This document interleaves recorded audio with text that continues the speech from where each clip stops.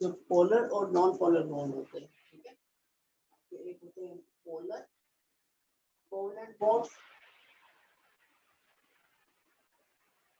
और एक होते हैं नॉन पोलर कोवलेंट बॉन्ड, ठीक है। तो क्या होता है पोलर और नॉन पोलर कोवलेंट बॉन्ड, इसकी बात करते हैं, राइट। जो पोलर कोवलेंट बॉन्ड होते हैं ना, इनको हम लोग ऐसे भी कह सकते हैं कि they are impure covalent bond. ये इम्प्योर होते हैं, प्योर नहीं होते हैं। और जो नॉन पोलर होते हैं ना, ये क्या होते हैं, ये प्योर कोवलेंट बॉन्ड होते हैं। Pure covalent bond, they are pure covalent bond.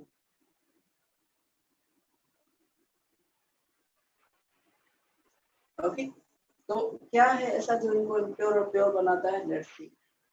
अब ऐसा है कि जो प्योर, जो पोलर कोवलेंट बॉन्ड है ना, the polar covalent bond are the one which are made between two dissimilar atom।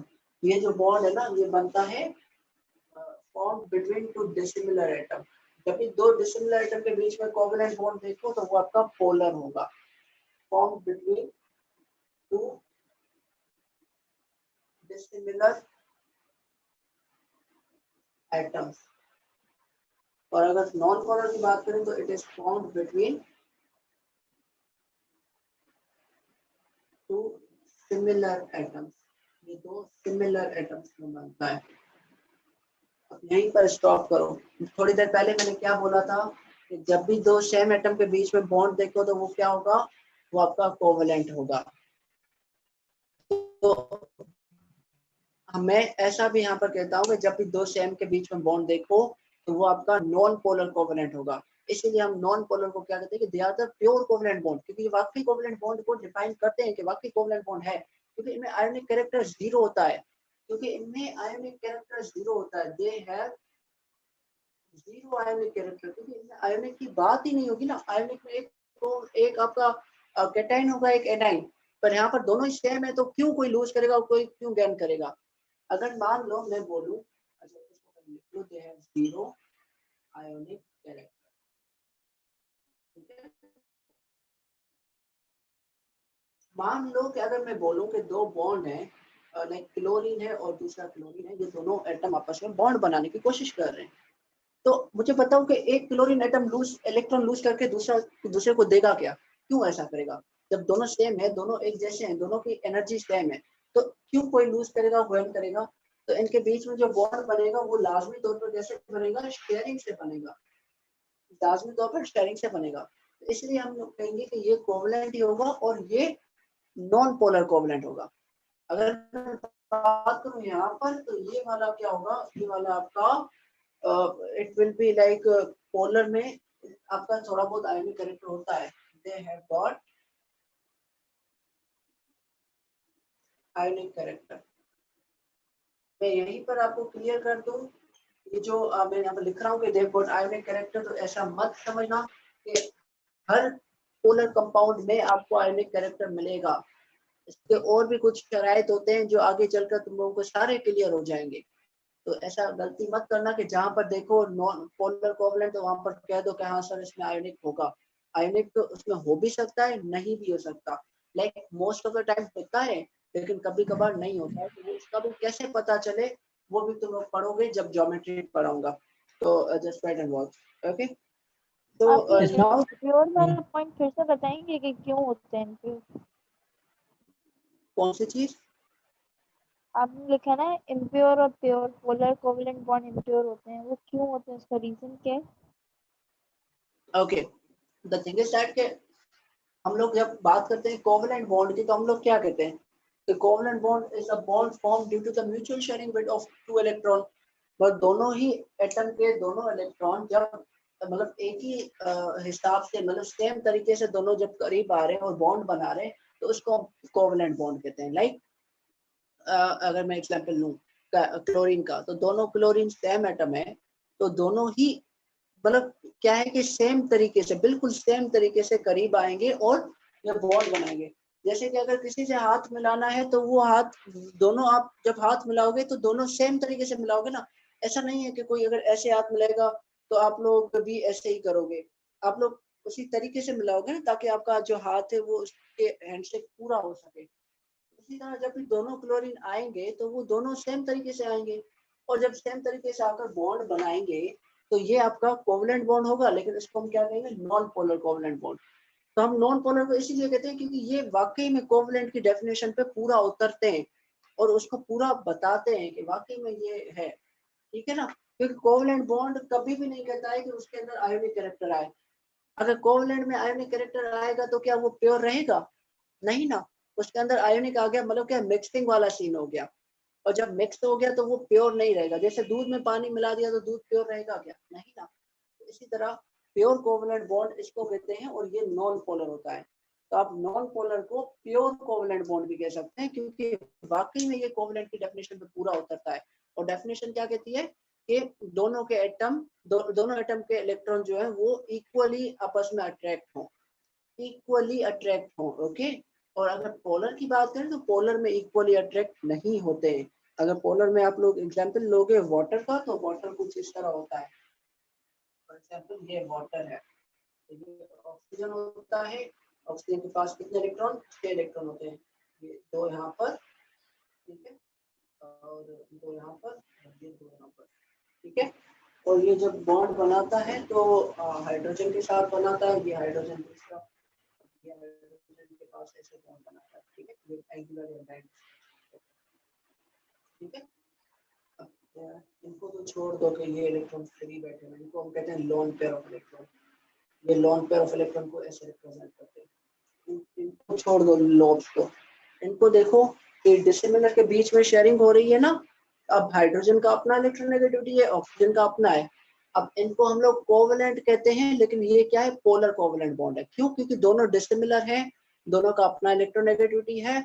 और ऑक्सीजन का इलेक्ट्रोनेगेटिविटी ज्यादा होने की वजह से जो इलेक्ट्रॉन है, गौर से सुनना ये पॉइंट, ऑक्सीजन का इलेक्ट्रोनेगेटिविटी ज्यादा होने की वजह से जो इलेक्ट्रॉन है हाइड्रोजन के, वो ऑक्सीजन की तरफ अपना ओरिएंटेशन करेंगे, ऑक्सीजन की तरफ अपना रुख करेंगे।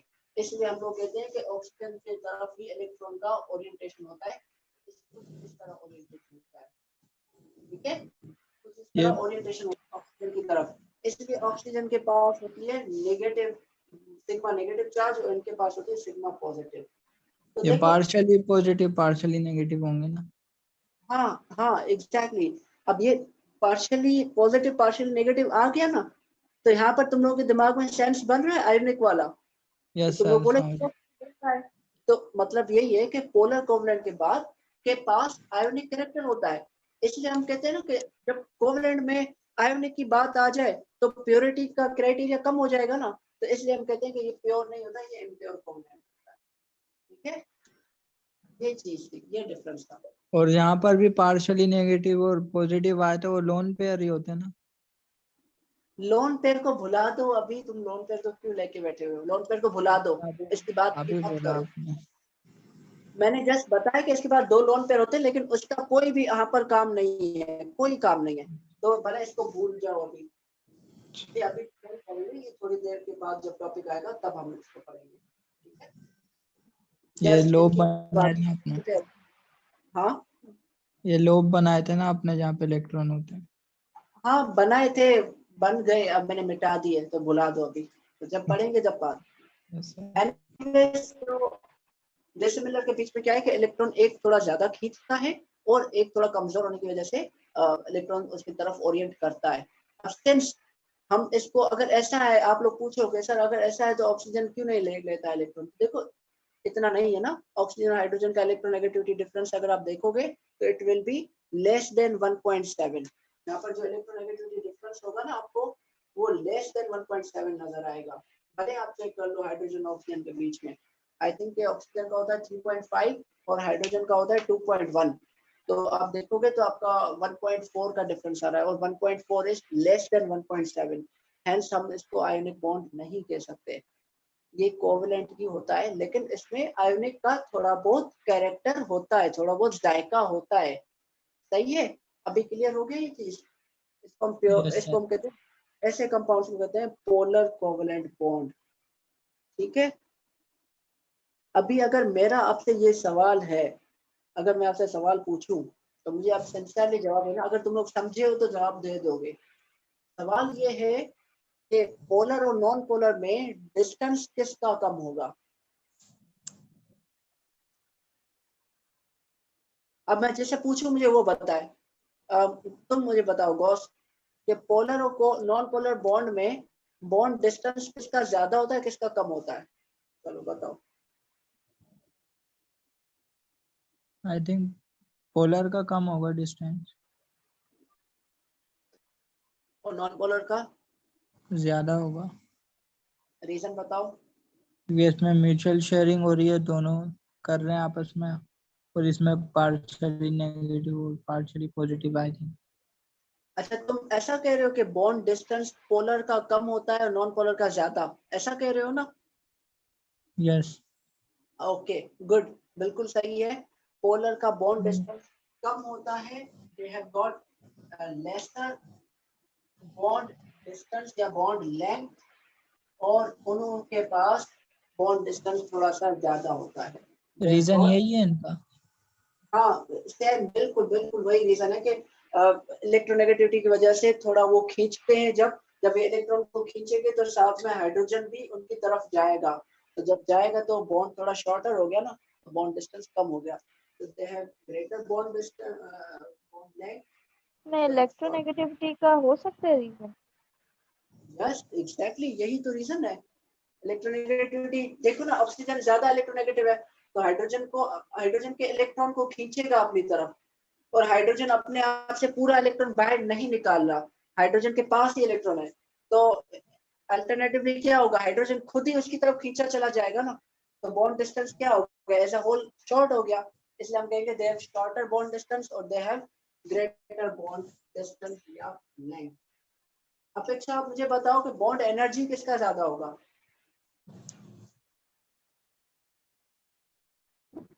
नॉन पोलर का। और पोलर का बॉन्ड एनर्जी कम होगा, राइट। यस। नहीं, ऐसा नहीं होता है। जब पोलर में देख रहे हो कि बॉन्ड डिस्टेंस शॉर्ट है, जितना शॉर्टर होगा बॉन्ड डिस्टेंस उतना उसको तोड़ना मुश्किल होगा ना, तो पोलर का बॉन्ड एनर्जी ज्यादा होता है, नॉन पोलर का कम होता है। they have greater bond energy and bond strength and bond energy, or they have lesser bond strength and bond energy.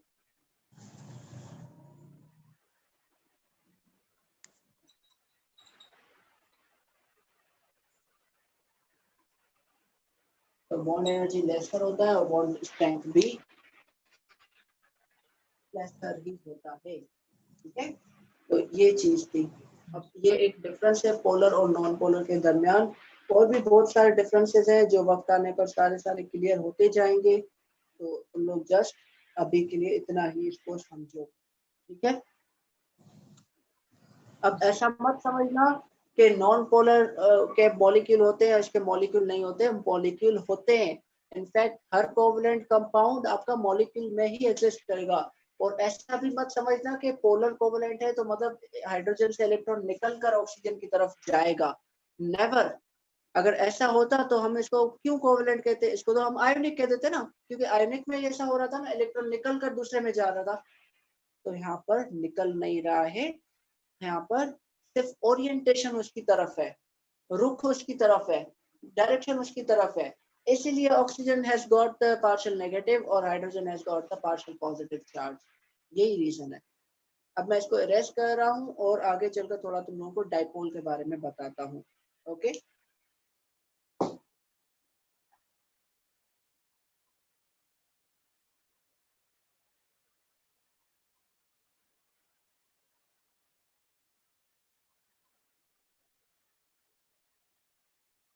Coordinate और डेटिव कोवेलेंट बॉन्ड अभी हम पढ़ेंगे।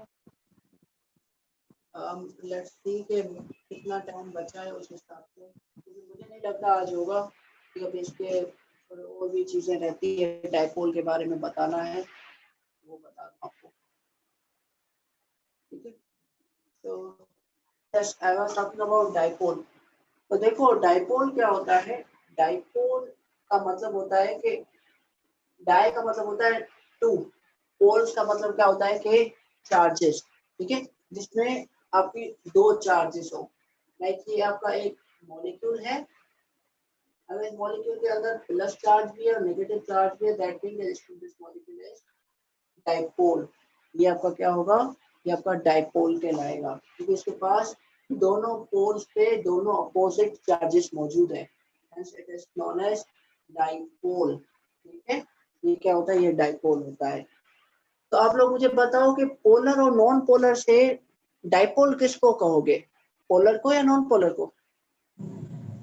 पोलर को कहेंगे ना। पोलर, पोलर होगा ना। Yes exactly. तो जो पोलर है उसके पास क्या है कि उसके पास नेगेटिव और पॉजिटिव दोनों पोल्स है। A molecule with both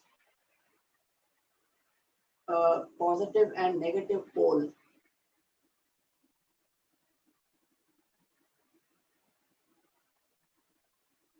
is known as dipole. उसको हम क्या कहते हैं, उसको हम डाइपोल कहते हैं, ठीक है। तो जैसे कि फॉर एग्जांपल वाटर था, तो वाटर भी एक डाइपोल है, ठीक है। ये वाटर था, तो वाटर भी जब ये हाइड्रोजन के साथ बॉन्ड बना रहा था कुछ इस तरह। आयनिक बॉन्ड भी डायपोल होते हैं ना सर? यस एग्जैक्टली, आयनिक तो सारे के सारे डाइपोल होते हैं, they all are dipole. Yes बहुत सही, आयनिक सारे के सारे डाइपोल होते हैं। तो इट इज डाइपोल, इसको हम डाइपोल कहते हैं, ठीक है। तो डाइपोल, डाइपोल के साथ एक और टॉपिक है दैट इज डाइपोल मूवमेंट, वो हमारा कल का टॉपिक होगा, लेकिन आज के लिए हम लोग कोवेलेंट के कैरेक्टरिस्टिक क्या होते हैं वो डिस्कस कर लेते हैं, ठीक है। सारा समराइज करते हैं जो हमने कोवेलेंट के बारे में पढ़ा है, ठीक है। अभी कोवेलेंट बॉन्ड खत्म नहीं हुआ है, अभी और भी बहुत कुछ इसके बारे में पढ़ना है, लेकिन आपके बुक के हिसाब से इसके बाद डेटिव बॉन्ड पढ़ेंगे थोड़ा सा, और डेटिव के बाद हम डाइपोल मूवमेंट पे आएंगे, ठीक है। और फिर बहुत सारे कॉन्सेप्ट निकलेंगे, वीबीटी, एमओटी,